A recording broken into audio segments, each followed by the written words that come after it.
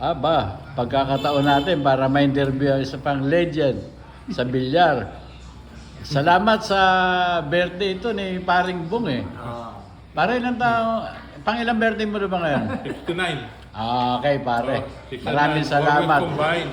Oh, The greatest combination of all time. Okay, pare. Dalawang legend tong ano natin. Anyway, kasi bilyar tayo, mag-concentrate muna tayo rito sa... Pakilala nga, partner. Oh, yes. Ako si Roberto Balibag Mendoza. Alias lang yung Balibag. Balibag. Pag sinabing balibag, bakit tinawag ang balibag? Kasi pag ganung araw, pagka nagkadikit-dikit yung bola at walang nakasabog, sinasabog ko na yung bola para kumalat, para madaling maubos. So gusto mo Ayun. magkaubusan na para magkatalo na. Yun. Magaling kasi ako umubos ng bola nung panahon 70s. Okay. Ilang taon ka na ba nagbibilyar? 70s yung binabanggit mo. Mga 60 plus. 60. Plus. Oo, 60 plus na. Aba, sino-sino yung kasabayan mo? 60. Nakita mo na lahat ng kampiyon. Hindi. Yun iba, nawala na. Huwag naman sa sila Junior Quiapo, sila Ramon Angka, purong mga big time yan. Nawala na sila, purong magagaling. Mga 19, ano pa yan? 60s. Tagal na, no? Naglalaro. Di nakalaro mo sila. Ano-ano yung mga experience mo sa kanila na paglalaro mo? Marami ako natutunan, lalo na kay Ramon Champion. Dahil kaya champion siya, magaling siya sa karambola. Ganun. Oo, kaya champion siya. Si Junior Quiapo, ganun din, magaling din. Ang bigay sa akin nung araw niyan, 35-85. 35-85 bigay sa junior. Rotation, no? Napakagaling junior. Oo. Tapos noon, si junior, sino sunod na kampiyon? Sila Efren.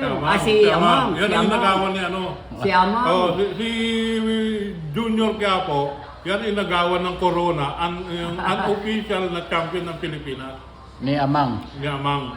Si Junior Quiapo, ang kinikilalang pinakamagaling nung araw, hanggang sa masapawan siya ni Paring Amang. Aba. Pero eto, yung totoong kwento naman, Junior, Amang Junior, yung totoo, yung ano mga laban nila. Yan, balikan na sila nung araw niyan eh. Kaya lang, nung araw, laging talo si Paring Amang. Kung pare ko yung classmate ko yan eh. Laging talo yan. Kaya lang, gumaling nung matalo na si Junior Quiapo. Tinalo niya na si Junior. Laging talo na si Junior, kaya naging kampiyon niya si Amang.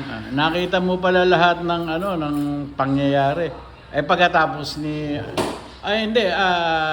si Amang, sa mga player, no, yung Junior, Amang, Ramon, ano ang hindi makakalimutan sa kanila? Siyempre, bukod sa bilyar, no, yung karakter. Karakter? Pareho-pareho silang magagaling, pero ang tingin ko, nagagalingan ako kay Amang. Kasi siya, simpleng malira, ubus bola. Pangalawa, si Junior Quiapo. Sa bilyar? Sa bilyar, ganun na. Alam mo naman ang bilyar, kasabay niyan, yung good time, kung ano naman. Ma-share mo experience mo sa kanila? Nung araw, kasama ko sa good time yan, si Amang Parika. Ibang klase yan pagdating sa babae. Galante yan. Yan. Open yan pagdating sa inuman. Yan. Merong pangyayari na yan si Amang, nung araw, pag gusto niyang isang babae, nililigawan niya, mahirap pakakuha ng babae kahit na babayaran, no? Kasi, di ba? Maraming nakatingin, gano'n.